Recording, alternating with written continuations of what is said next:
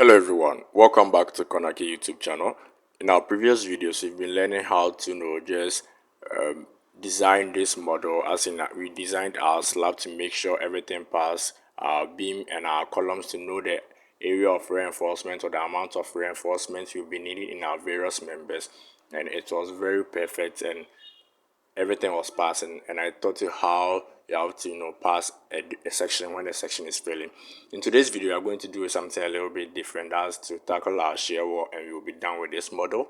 So with a shear wall, we all know that it's a vertical it has like a vertical cantilever beam in our structure that resists these lateral loads. We are going to design it, know the area of reinforcement in the various sections, and how it's going to deflect and deform in our building.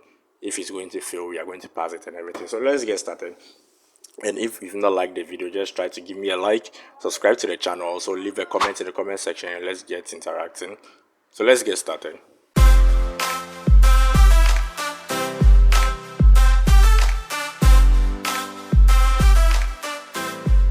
So this right here is our model we've been working on for the past few is it months or now, yeah. So we have this model over here, and we have our shear wall, which we modeled in our previous video. So if you've not watched how we got this shear wall over here, let me turn my mouse pointer on. Yep.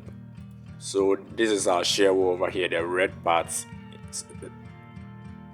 and we have our shear wall there. So if you don't know how we got about with this, just check our previous videos and we will learn how to model this shear wall. It's around the elevator lift there, and everything is perfect. So let's try to design this shear wall. So in today's video, since I said it's going to be a shear wall, we are going to just focus specifically on a shear wall. We don't really want to consider all these members, so we are just going to select the shear wall and show just the shear wall. So I'm going to select this shear wall. So first select, I'm going to select, then object type, and I'm going to select the walls. So select and close. So once my walls have been selected, I'm just going to right click here and show selected object only. In other cases, you might really find some of your staircase inclined slab to also be like walls. You can unselect that and also just remove that, not remove it per se, but make it invisible. We are just going to be focusing on this shear wall over here. So this is our shear wall, and we are going to design it. And one important thing about designing a shear wall is to always apply a pier label to the shear wall before the Etabs app can recognize this as a shear wall. You see our staircase area, some of you might have it also red like this shear wall, but for the Etabs app to just identify that this is a shear wall, we have to assign a pier label to it. So we are going to assign a pier label to this shear wall. So before we assign the pier label, we have to define the pier label. So we are just going to define, and we have pier labels over here. So pier labels, and I've already defined some piers. I just want, so one, you have this P1 over here. This will be your default one. So this is a P1. You can choose to just assign this P1 to your entire wall over here. But looking at my wall, I have 3 separate sections: this part, the middle part, and the other part over here. So you can just choose to just create one label and assign that label to all of it. But I can choose to also say, like, I'm going to define different pier labels. Defining different pier labels and assigning them to your shear wall makes the app design various walls separately. So I'm just going to add another label, maybe P2.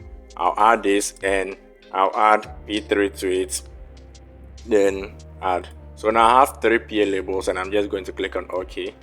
So I'm going to assign these labels to my shear wall over here. As I said earlier, we have this part here, we have the middle part, and we have this wall part here. So we are going to assign the pier labels to it. So I'm going to assign the P1 label to this part. So let me place it in all storage, so that when I select here, this is the middle part. When I select here, yes, now this place has been selected, so I can now assign. So it's a shell I'm assigning to. So shell, and where is that pier label thing? So we have pier label over here. So pier label, and I'm going to assign this P1 label to that part.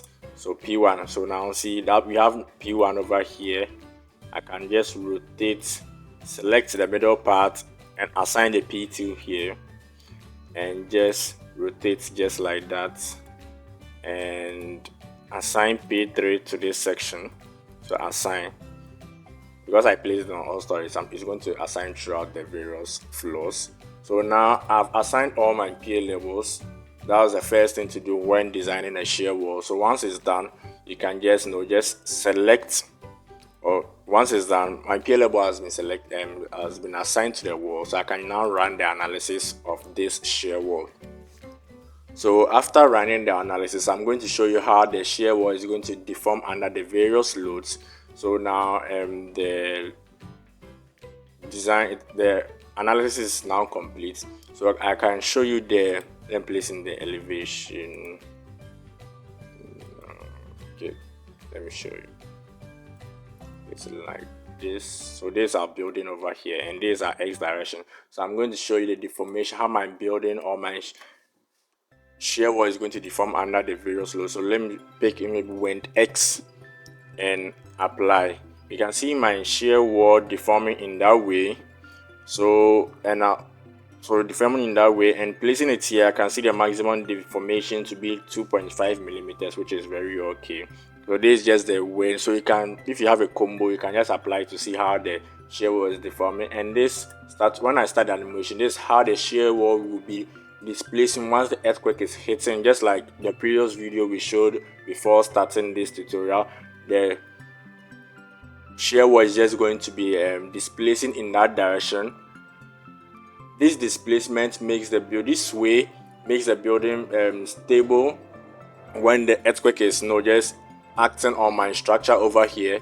So once the earthquake is striking my structure, the shear walls is going to sway in that way to make sure the other elements don't break apart. And this way we make sure we design in such a way that the sway is not too much to make the occupants in the building uncomfortable, because when you're in a building like this and the building is just moving left and right, so you're just going to feel uncomfortable because you think that the building is going to just come down. But make sure it sways in a way so that it's not too rigid, because once it's too rigid with a little bit of impact, very rigid, yes, it's hard, it's very rigid, but it causes some form of breakage, which can cause a failure in your structure. So we are just going to make it flexible in a way and also rigid in, so a little bit in between of the two. So this is how the building is going to be displacing under the load. So I can just stop the animation, okay, then I'll show the undeformed shape. So once everything is done, I can come here. So I have our shear wall design. As I said earlier, if you don't find this tool over here, you can come to the design part and you find your shear wall design over here. So shear wall design, I'm just going to click and I'm going to view or revise preference. So the design code I'll be using for my shear wall design is probably the BS code. You can change the code maybe to your Euro code or anything like that. So maybe Euro code or BS code, you can just change it to the code you want, and you can just click on OK. Then let me select this and back to the shear wall design over here. We have our assign pier section over here. So this to tell us that there are three different ways of designing our shear wall. We have our simplified CNT design, we have the uniform reinforcement and the general reinforcement. With the simplified CNT, it just designs the edges. The edges are the boundary element, and it designs those edges that are going to be in compression and in tension, and provides the area of reinforcement for those edges. So let's start by that and simplify CNT. I'm just going to design the shear wall by that. Once it is done, I can just go to revise pier overwrite, and we can see that pier section type simplified TNC, meaning we are going to use this to design our structure, and I'm going to make sure everything is okay here. So with this, you can change this to C30 and everything. So you should have to make sure everything is how you want it to be. You can just click on OK. Then once it's done, you can just run the analysis. So you start design, and it's going to design your structure, and it's going to show you, as you can see, that the edges, the parts in tension and compression. Is going to give you the area of reinforcement for those edges over here. So you can see that along all the shear wall, giving you the area of reinforcement. So you can just click on it and view the detailed design of your member. So you can find the material property here, you can find design code parameters, flexural design. You can all go through all these values to see, and also everything, make sure everything is passing. So as you can see, everything is there. You can just go through and just understand all of these. So once you are done, you can also come to your design, display design info. So this right here is showing the pier longitudinal reinforcement. You can also see the D and C ratio over here. So D and C, that's the demand divided by the capacity. So the demand, as in the load coming on the structure, divided by the capacity of that structure or that element. That means that the DC ratio should be less than 1. So if your DC ratio is greater than 1, it means your member is failing in a way, and you have to either increase the thickness of your wall, increase the area of reinforcement to your member, or maybe increase the material you are using. Maybe you are using C20, you can increase it to C30, 35 to make sure your member is passing. So that's the first method. So with the second method, I have to select this again and go to my shear wall, assign pier section, and uniform reinforcing. With this is the default method that the Etabs app uses to design its shear wall. This is the default one because it gives you the uniform reinforcement in all the along the shear wall. So I'm going to select this and use this for my design. So once you select this, you have to specify some various parameters like the material property. So you can change it to the C30, band size, maybe you're using 16 mm, spacing maybe 250 mm, clear cover 25 mm, and these are the end or corner bars. We also like to use our 16 mm at the end or corner bars too. And we are going to design this shear wall, so reinforcement to be designed, and we are just going to click on OK. So once everything has been specified, you can come back here and click on the shear wall design. And now it's going to design this shear wall using the uniform reinforcement design. So as you can see, let me just change it like that, and you can see giving you the area of reinforcement for this wall over here, because we assigned a different pier to the various walls. If I should have assigned P1 to all the walls over here, it would have given me just one area of reinforcement, which you have to distribute throughout the various walls. But I gave P1 here, P1 2, and P3 here. It will design all the walls separately, giving me the area of reinforcement for each of the walls. So giving top and bottom area. So I can just right click on this just like the previous one and go through to just check for your output the app is giving you. You can just go through flexural design, check the area of reinforcement for here. The top is 1250. That's the same thing that's going to be there, and everything is okay over here. So you can just be going through to make sure everything is okay. So once it's done, you can also use the last method over here. So as the last method over here, that's the assign patient and the general reinforcing. For this, you just have to specify a section definer to your wall, and you are just going to continue with the design as we did earlier. But the default one that the app uses the uniform reinforcement, which is very easy to do. So that's what we mostly use. But the simplified CNT, you mostly use that when you are dealing with planar walls, like walls that are not curved like this.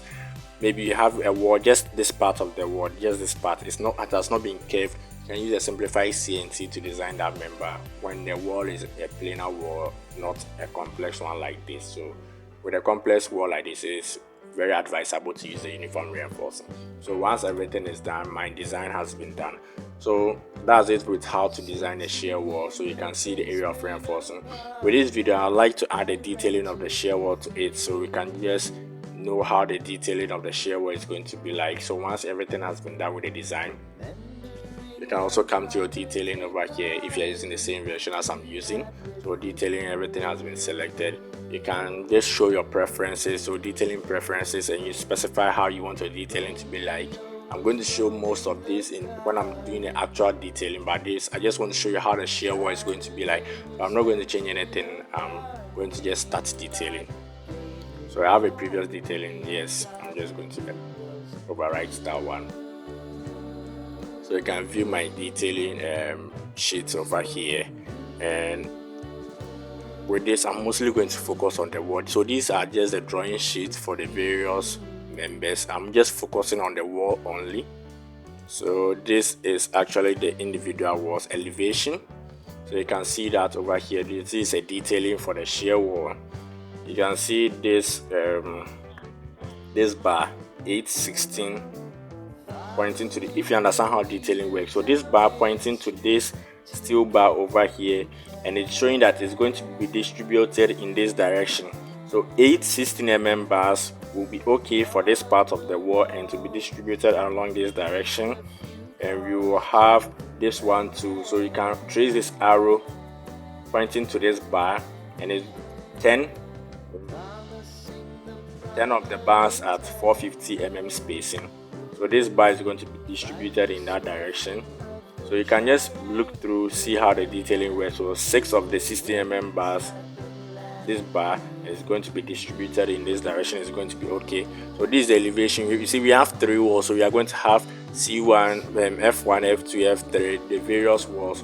All the various walls are going to have its number of bars. For the first one we had was 6 or 8, but here we have 716 bars. So the various walls will have various reinforcements for each of them. So you can also view the frame views of the individual frame views. These are the beams. So let me go to the reinforcements cage. I'm focusing mostly on the walls, and we are going to show you how the shear wall is going to look like after it's being the rebars have been arranged on the sides. So you can see the bars, you can see where they are. This is where one story, this is where they are lapping over here. You can view all of this. So this is just a reinforcement cage to see how it's going to look like. And yeah, so let me go to the plan. Yes, so looking at this over here, these are the wall plans for the various sections. We have section A, section B, section C.